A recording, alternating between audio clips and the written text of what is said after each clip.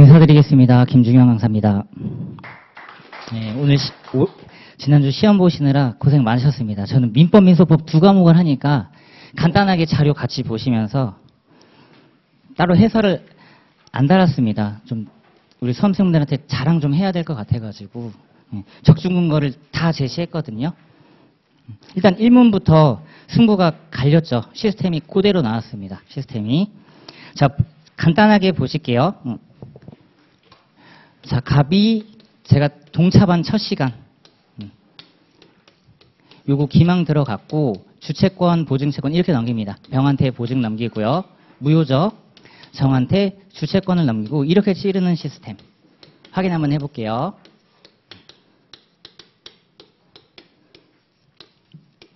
자, 의뢰 항변이 두 가지입니다. 첫 번째, 주채권과 관련된 항변 하나, 보증채권과 관련된 항변 둘. 보증채권은 지금 이거 주장하는 것 같습니다. 그렇죠? 취소 무효 주장, 보증계약 자체 주장하는 것 같고, 주채권은 양도니까 첫 번째, 양도되는 채권이 있는가? 첫 번째 요건에서 Q2를 물어봤죠? Q2를 물어봤습니다. 여기는 Q1, Q4가 들어가고요. 두 번째, 양도계약이 있어야 되겠죠?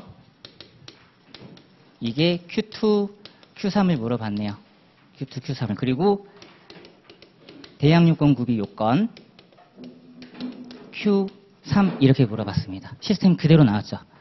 35점으로 그대로 나왔다고 보시면 될 것 같아요. 그래서 하나씩 질문에 답을 하시면 되는데요.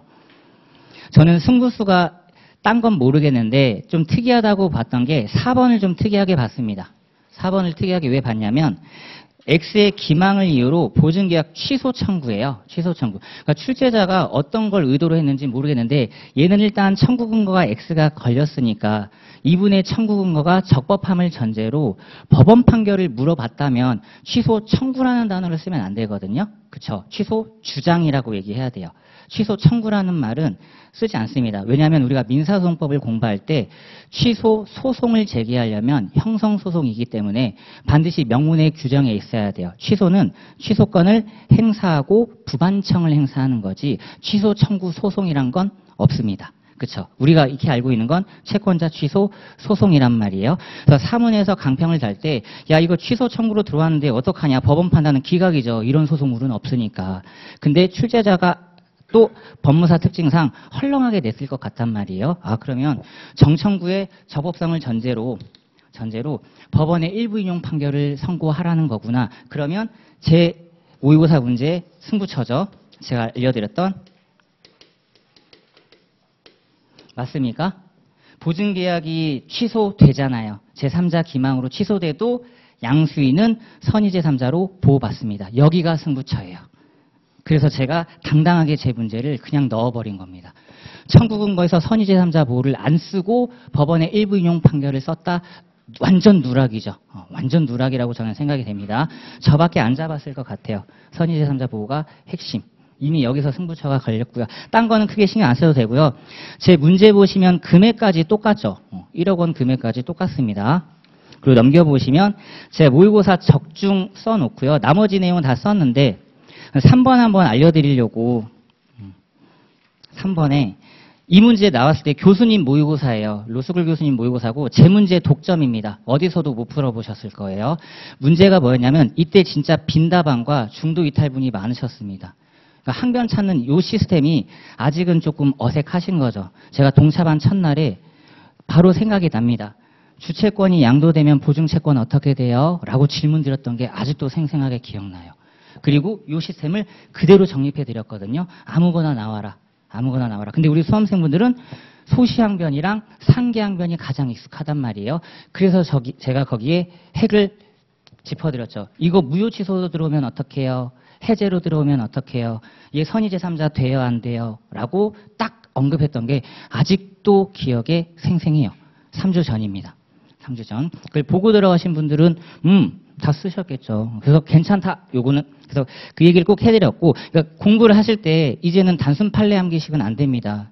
시스템 잡고 들어가야 돼요. 시스템 잡고 들어가셔서 이렇게 바로 분설이 돼야 됩니다. 그러니까 저는 제 문제가 똑같이 나왔다고 생각했기 때문에 별 고민 안 하고 제 수험생들은 잘 썼겠구나.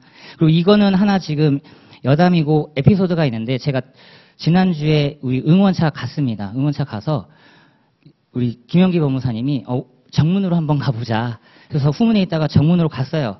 정문으로 갔는데 수험생 한 분을 만났단 말이에요. 선생님 한 문제만 찍어주세요. 양도 보고 들어가. 양도 보고 들어가. 딱 양도 나온 거죠. 양도. 왜냐하면 제가 뒤에서 써놨어요. 핵심 3대 근거는 절대 배신하지 않아요. 작년에 최대 채취가 나왔는데 올해 양도를 안 낸다? 이상한 겁니다. 근데 양도를 내면 가장 어렵게 되는 문제는 저는 보증이라고 생각한 거예요. 왜? 평소에 보증을 잘 안 보시니까. 근데 그 시스템 걸린 거 맞죠? 독점입니다. 그래서 저는 자랑하고 싶어서 지금 다른 데서 강의 뛰다가 끊고 빨리 넘어왔어요. 그래서 저를 1번 타자로 넣어주신 것 같습니다. 그리고 이제 승부처는 오문인데 여기서 이제 이견이 있는 부분이라고 생각돼요. 저는 이거 문제 보자마자 불가분 채무를 먼저 생각 안 했습니다. 왜냐하면 사실관계가 완전 달라요. 그리고 배점이 15점입니다. 불가분 채무만 쓰고 구상권 쓰기에는 15점 배점이 안 나와요. 그래서 저는 1번 원칙적인 모습의 분할 채무 찍고 동그라미 1번 보세요. 묵시적인 불가분 채무의 약정을 원칙적으로 부정합니다. 판례는. 이거 불가분 특이학으로 가려면 진짜 사실관계가 다 나오셔야 돼요.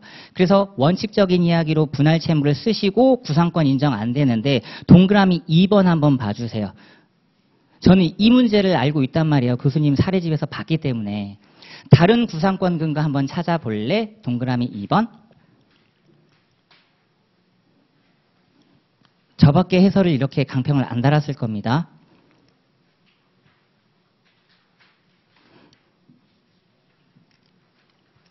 구상권의 개별 규정만 공부하셨지 구상권의 다른 근거 규정들은 평소에 잘 안 보세요. 저는 그거 알고 있습니다. 좀 위임, 그 다음에 739, 그리고 정확하게 타인 채무 변제죠. 745조 2항입니다. 부당이득. 그것도 구상권 근거가 되겠죠. 근데 위임받았다는 말 없고요. 타인 사무관리 의사 없으니까 X 이렇게 찍고 그리고 이제 이견이 있는 부분 뒤에 넘겨보시면 제가 2번에 이렇게 얘기를 했어요. 그러니까 공유자임을 근거로 만약에 불가분 채무로 가고 싶다면 판례를 정확하게 제시해 주셔야 되거든요. 즉 불가분 채무로 하기로 하는 특약이 필요하다. 당사자의 의사표시가 필요한데 제가 중간에 써놨습니다. 동그라미 2번 같이 한번 읽어볼게요. 불가분 채무로 본다는 근거가 되는 판례인 이 사실관계는 밑줄 친 부분만 봅니다. 매수인으로부터 각 매도인에게 개별적으로 지급한 것이 아니라 밑에 매도인 각자에게 매수인으로부터 지급받은 대금을 전달하는 방법으로 지급되었고 가장 중요한 사실관계가 이겁니다. 이 사건 토지 부동산 위에 LPG 가스 충전소를 신축하여 운영하려고 매수인이 했다라는 거예요. 그러니까 무조건 토지 하나가 전부 필요했던 거야. 어떤 의미인지 아시죠? 근데 건물 신축 목적이 안 나왔단 말이에요. 설문에서. 이게 가장 핵심적인 사실관계. 요거 때문에 불가분으로 판례가 갔는데 건물 신축이라는 사실관계가 전혀 없는 상태에서 이걸 딱 불가분 채무로 간다라고 하면 저는 바로 우리 수험생분들한테 반문할 것 같아요. 왜 불가분 채무로 가요? 불가분 채무로 가려면 두 가지가 필요한데 성질, 당사자의 의사표시. 성질은 탈락. 왜냐? 돈이니까 가분이란 말이에요. 그러면 성질 탈락이니까 의사표시로 가셔야 되는데 원칙적인 이야기, 묵시적인 불가분 채무 약정, 원칙 부정입니다. 그럼 예외로 특별한 의사표시가 필요한데 설문에서 저는 못 뽑아냈다라는 겁니다. 이게 제 개인적인 생각이고 이 부분이 동그라미 3번에 이견이 있는 부분이라고 생각이 되고요. 그래서 항상 제가 누누이 강조했던 제 개인적인 생각이고 현재 법무사 시험에서 15점 최고 배점 문제입니다. 맞죠? 15점 최고 배점 문제인데 이걸 10점짜리 배점이랑 답안 구성이 똑같아? 분량이 똑같다? 저로서는 납득이 안 됩니다. 15점이면 15점인 이유가 있어요. 분할 채무, 불가분 채무로 나누어 서술하는 게 저는 맞다고 봅니다. 이렇게 가는 거예요. 근데 아마 이런 답안이 안 나오신 분도 있겠죠. 불가분만 써도 어쨌든 배점은 들어가니까. 그래서 꼭 이 차를 보시고 합격하신 분 중에 점수 한번 알려주시면 감사하겠습니다. 나는 불가분만 썼는데 10점 넘어갔다라고 하면 딱 잘 쓰신 거고 나는 불가분 채무만 썼는데 10점 밑으로 떨어졌다? 그러면 분할 채무에 배점이 있는 겁니다. 전 그걸 이제 확인하고 싶은 거고요. 자, 그 다음에 민법 제2문. 우리 수험생분들이 환호성을 질렀던 드디어 495조 유추 적용 시스템이 나왔죠. 그러니까 1문은 해지니까 문제가 안 되는데 또 얘도 뒤에 해설 한번 같이 볼게요. 강평 해설. 법무사의 특징, 헐렁하다. 제가 반드시 올해는 임대차가 나온다. 이유가 뭐냐? 두 번째 줄 보시면 상가 건물이 제시됐는데요. 영업용 건물인지 사업자 등록 신청 여부 등이 정확하게 제시되지 않았습니다. 그러니까 저는 이런 걸 우리 수험생한테 요구했던 거예요.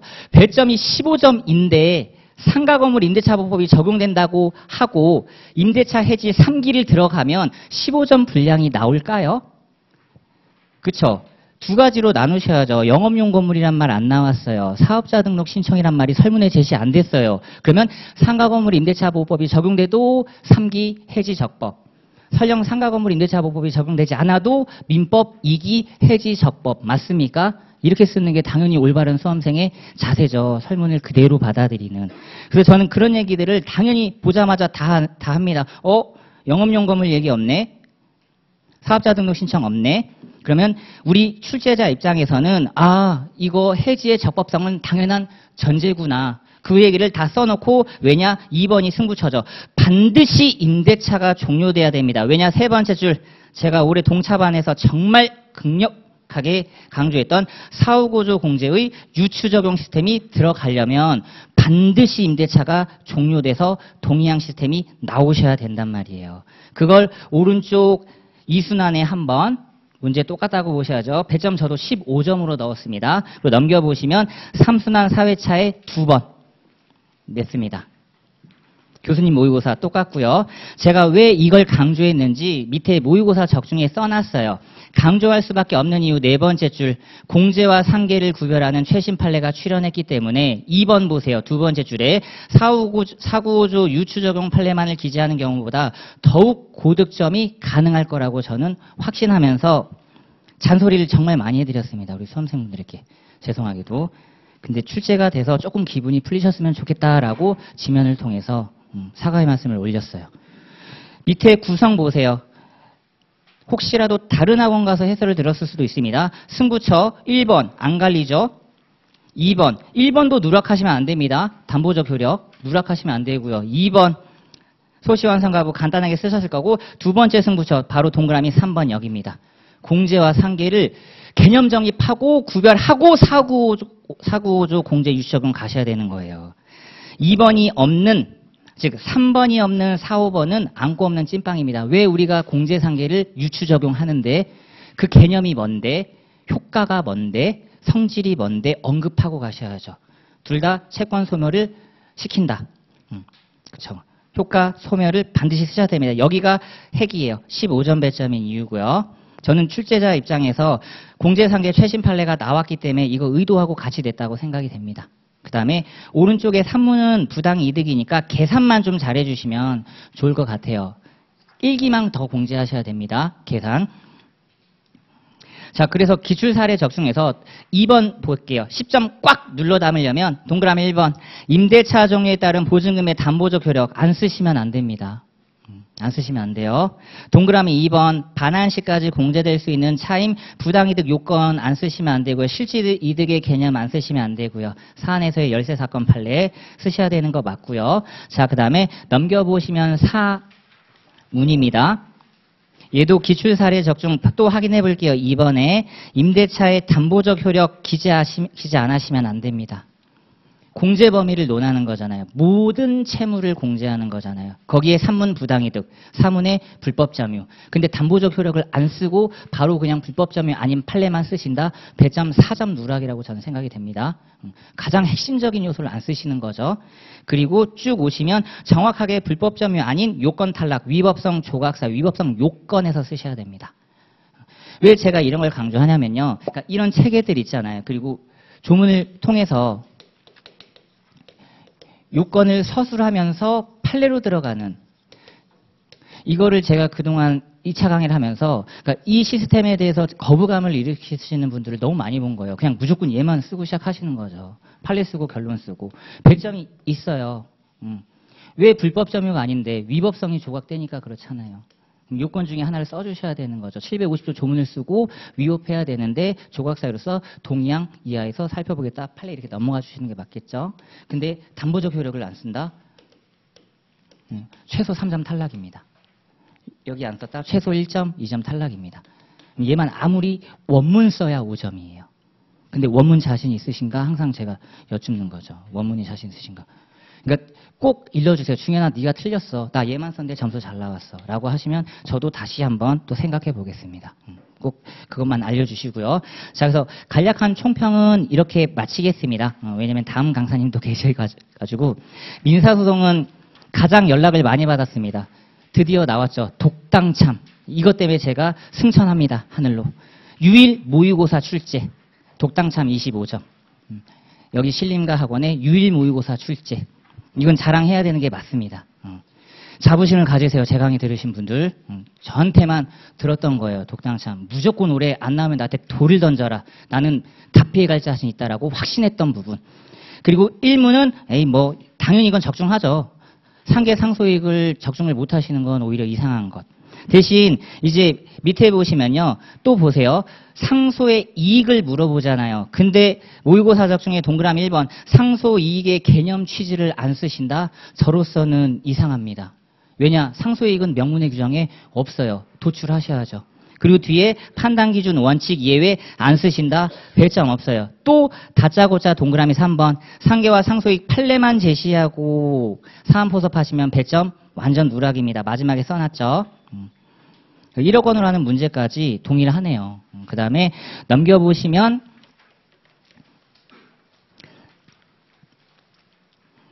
기출 사례도 똑같이 나왔죠. 그래서 제가 이걸 보면서 어떤 걸 제가 계속해서 강조를 했었냐면 기출 사례 적중에 2번 보세요. 요즘 트렌드입니다. 공통쟁점 하나를 주고요. 문제를 파생시키잖아요. 작년에 일부 청구가 그랬죠. 일부 청구가. 그리고 올해 상계가 그랬습니다. 그렇다면 밑에 나올 수 있는 것들이 몇 개 있어요. 최대 소송도 그렇고 채권자 취소송도 그렇고 다양하게 있으니까 우리 수험생분들이 좀 준비를 좀 잘해 주셨으면 좋겠다라는 거고요.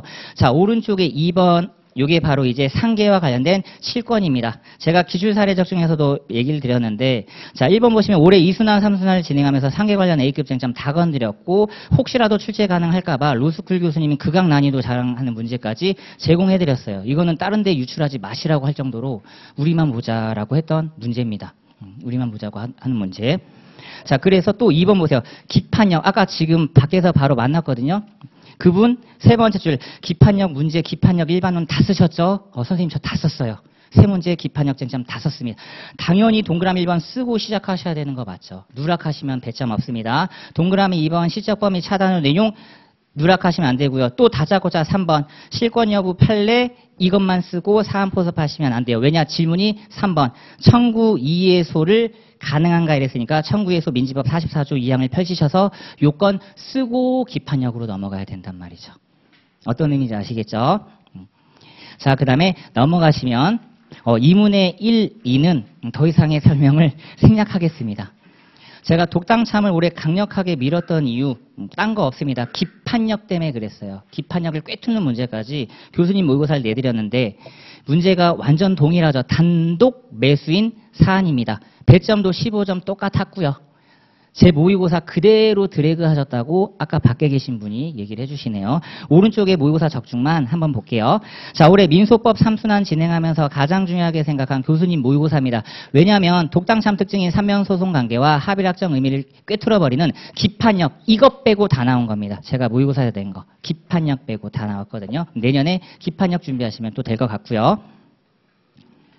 자, 그래서 2번 보시면 배점 15점이죠. 어떻게 들어가는지 볼게요. 동그라미 1번. 소외 병합 일반 소송 요건은 갖췄다니까 간단 기재 통과. 동그라미 2번. 또 누락하시면 안 되는 의, 성질, 취지. 성질 안 쓰시면 안 됩니다. 삼면 소송 관계 안 쓰시면 안 돼요. 여기서부터 모든 게 시작이에요. 왜냐? 이당 대립 구조의 예외인 삼면 소송이기 때문에 불변금을 수정 적용하려고 하는 논의가 대법원 판례의 태도란 말이에요. 얘가 나왔다라는 건 무조건 다음 문제는 불변금 적용 판례가 이문으로 무조건 세팅이에요. 무조건입니다. 짝꿍이죠. 그래서 뒤에 시식구조 전단 권리주장 참가 일반론 양립 불가능 개념 정확하게 찍고 5번 단독 매수인 판례 쓰셔야 배점 15점이 나오고요. 그래야 항소 시스템인 넘겨볼까요? 2번 문제 항소 시스템인 거죠. 모의고사 적중 요거 보세요. 두 번째 줄 무조건 나오는 답안틀 2심의 범위 심판의 범위, 항소심 판결, 배점 10점 목차 3개. 무조건 이렇게 나오는 겁니다. 전부이심, 전부심판, 항소심판단의 당부. 근데 전부심판에서 두 줄 밑에 내려와 보시면 독당참은 이당 대립주의의 예외이기 때문에 강의 시간에도 반드시 이분과 함께 화별학정 요청에 관한 정확한 판례 원문 드렸습니다. 5줄짜리 원문 드렸고요. 그 무조건 똑같이 기재하라고 언급한 바 있거든요. 그래야 밑에 내용을 정확하게 쓰실 수 있습니다. 자, 오른쪽도 그래서 기술사례 민소법을 적중근거로 제시해 드렸고, 다시 한번 기술사례 적중 보시면 1번에 고득점 가능하려면요, 성질론을 누락하시면 안 돼요. 삼면소송 관계설. 판례도 그것부터 언급하고 시작합니다. 그렇기 때문에 2번에 요런 구성이 들어오셔야 돼요. 2심의 범위, 항소하지 않은 당사자 지위, 밑에 불변금 일반론 필수 기재, 또 다짜고짜 판례 쓰시면 안 됩니다. 불변금 일반론, 원칙, 예외 다 쓰셔야 되는 거예요. 그리고 뒤에 불변금이 적용되지 않는 이유가 뭐라고요? 삼면소송 관계가 유지되어야 하기 때문에. 근데 봤더니 각하 나왔네요. 삼면소송 관계가 유지되지 않았죠. 그러니까 당연히 불변금 원칙 적용시켜야 되는 사안이었습니다. 적용되는 사안. 자, 그 다음에 넘겨보시면 등말청 진명 등. 등말청 진명 등. 아까 수험생이 판례 원문 쓰셨다고 하네요. 밖에 계신 분이. 왜냐하면 모의고사 적중 읽어볼게요. 1번. 등기말소 청구가 설문에 등장할 수 있는 모든 쟁점을 일괄적으로 강의해서 정리했으며 기판약 관련 등말청 진명 등의 경우 1차 대법원과 2차 대법원 제3공가심까지 가는 과정에서 파기환송 판결에 따른 대리권 부활 여부와 전원합의체까지 기속력이 미치는지 여부를 강의 시간에 총망라해서 정리해드렸습니다. 그리고 나서 2번, 동그라미 1번 기판역 일반론 필수기재 누락하시면 안 돼요. 기판역 문제예요. 개념, 취지 놓치시면 안 되고요. 동그라미 2번 여기가 핵입니다. 저는 종전 판례까지 쓰시라 그랬어요. 1차 대법원 판례의 태도, 2차 재상고심, 전합판 태도, 원문, 진명 등부터 시작해서 다 쓰시라 그랬고요. 목근성동 다 정확하게 기재하시라 그랬고, 형식은 말소 이전인데 실질이동이라 명확하게 다 쓰시라 그랬고, 그리고 그러니까 동그라미 3번 누락하시면 안 됩니다. 103조가 무효사실 실적범위 작용해서 차단되고요. 그리고 4번 절대 누락하시면 안 됩니다. 모순금지설 누락하시면 안 돼요. 소송물이 동일하기 때문에 반드시 모순금지설이 필요해요. 그걸 물어보고자 함이 오른쪽 사문입니다. 사문에서는 모순금지설을 쓰시면 감점이에요. 모순금지설을 쓰시면 감점입니다. 다시 산문은 모순금지설을 쓰셔야 돼요. 소송물이 동일하기 때문에 사문은 모순금지설을 쓰시면 안 됩니다. 제가 해설에 달아놨죠. 2024년 출제된 문제 중 가장 난이도가 높은 문제에 해당한다. 원본 채권에 대한 지연손해금 채권에 관한 소송물 논의이며 2번 바로 가보겠습니다. 사변종 이전의 지연손해금 채권은 원본 채권과 소송물이 다른 별개의 채권이므로 기판역의 객관적 범위가 미치지 않아 후소에서 시적 범위로 차단되지 않고 2번 사변종 이후의 지연손해금 채권은 원본 채권과 소송물이 다른 별개의 채권이지만 원금 채권 존재를 선결 문제로 하기에 기판역의 객관적 범위가 미쳐서 시적 범위에서도 후소에서 차단된다는 것이 핵심입니다. 이걸 기판역의 시적 범위로 먼저 잡고 들어가는 것보다 교수님 모의고사 사례집에 있습니다. 기판역의 객관적 범위 찍고 시적 범위로 넘어가야 돼요. 왜냐? 시적 범위는 객관적 범위가 미침을 전제로 논하는 겁니다. 근데 시적 범위를 먼저 쓰시면 안 되죠. 소송물 논의가 들어와야 돼요. 어떤 거? 동, 선, 모가 들어와야 됩니다. 지금 여기 걸린 거죠. 동일, 성결, 모순. 여기 걸린 겁니다. 성결관계. 그래야 주, 시를 검토해요. 근데 얘네들은 같이 움직이잖아요. 왜냐? 청구, 적격이니까. 맞습니까? 그래서 최대 소송을 내지 않는 한, 변종의 승계인을 내지 않는 한 주관적 범위는 문제되지 않아요. 청구 적격은 같이 움직이니까. 맞죠? 그러니까 바로 여기 간 겁니다.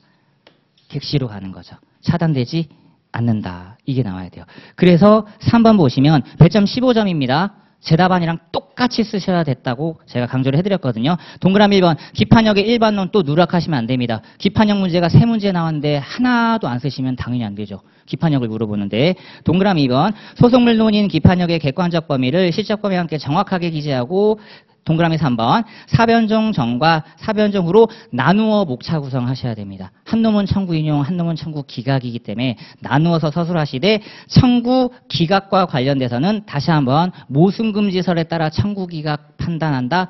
감점이에요. 성결 문제이기 때문에 청구 모순금지서를 쓰시면 안 된다라는 겁니다. 이렇게 해야 저는 고득점이 가능하다고 생각이 들고요. 아까 밖에서 지금 잠깐 만나고 얘기 나눴는데 진짜 환호성을 지를 수밖에 없었죠. 연락을 진짜 많이 받았습니다. 민소법은 독당참에서 저는 끝났다고 봐요. 독당참에서 끝났다고 보고 민법은 1문에서 이미 끝났습니다. 주체권 양도 보증 시스템에서 이미 끝났다고 봐요. 이제 판단은 우리 수험생분들이 하시는 겁니다. 어떻게 민사를 정리해서 나는 남들보다 더 앞선 점수를 받을 것이냐. 제가 고민하는 건 그거예요. 당연히 주요한 쟁점 나오죠. 판례 나오죠. 그걸 찍었다고 할 수 있을까요? 에이, 말도 안 되는 소리. 최대가 나올 거라는 거 다 알아요. 채취가 나올 거라는 거 다 알아요. 채권 양도가 나올 거라는 거 다 압니다. 그걸 찍었다고 말하는 건 말도 안 되는 소리예요. 강사가 그걸 못 찍으면 당연히 말이 안 되죠. 그게 말하는 게 아니라 그렇다면 구체적으로 이게 나올 건데 남들보다 앞서가려면 어떤 답안 구성 틀 안에 얘를 써야 남들보다 확실히 더 격차가 벌어지는 답안 구성을 통해서 나는 진짜 슈퍼 고득점을 할 거냐. 그걸 고민하셔야 되는 거고요. 제가 작년, 올해 문제를 보면서 느낀 겁니다. 이제 판례 1변도 아니에요. 이미 1문에서 청구 시스템 나왔다라는 것 자체가 끝났다라는 겁니다. 계속해서 근거 찾기 싸움으로 들어갈 거예요. 작년 1문부터 근거 찾기 싸움 들어갔고 올해도 마찬가지죠. 근거 찾기 싸움 그냥 들어간 겁니다. 그리고 1문에서 가장 핵심적으로 봤던 거. 얘입니다. 그쵸? 이미 알고 계시잖아요. 통정허위 표시 선의제3자 보호받잖아요. 근데 그걸 사기로 내니까 완전 누락이 돼버리는 거죠. 왜? 통정에서만 주구장창 공부했으니까요. 근데 저는 바로 찍어드렸죠. 선의제3자 놓치시면 안 되죠. 통정허위 표시에서 그렇게 공부했는데 당연히 사기 취소도 선의제3자 적용이 되죠. 라고 그렇게 말씀을 강조를 해드린 겁니다. 어떤 의미인지 아시겠죠? 통정허위 표시 선의제3자를 공부했는데 왜 사기 취소 선의제3자를 모릅니까? 라고 제가 반문을 드린다 그러면 우리 수험생분들은 뭐라고 질문을 하실 거예요? 답변을 하실 거예요? 그쵸? 공부했는데 대입이 안 되는 거잖아요. 단순 암기에서 못 벗어나신 거죠. 우리는 틀을 잡아서 거기에 판례를 녹여내야 됩니다. 그런 학습을 조금 더 많이 하시는 걸 저는 추천드려요. 힘드실 수 있어요. 판례 학습하는 게 더 쉬워 보이죠. 판례 원문 학습하는 거 더 쉬워 보일 수 있단 말이죠. 근데 지금은 그런 틀에서 조금씩 벗어나고 있다는 게 지극히 제 개인적인 생각이고요. 1문이 그걸 노렸다라고 본 겁니다. 저는 1문의 5가 가장 이견이 갈리는 부분인데 저는 제 답안이 맞다고 확신하면서 강의를 계속 진행할 거예요. 배점 15점에 맞춰서 분할과 불가분으로 나누는 게 정답이라고 저는 끊임없이 우리 수험생한테 어필할 겁니다. 어필할 거예요. 해서 여기까지 해서 저는 강평 간단하게 마치도록 하겠습니다. 다시 한번 시험 보시느라 고생 많으셨고 앞으로 있을 좋은 시간들이 있으니까 다른 강사님들 얘기도 기울이면서 강의 준비, 공부 준비 해주셨으면 좋겠습니다. 이상 마치도록 하겠습니다. 감사합니다.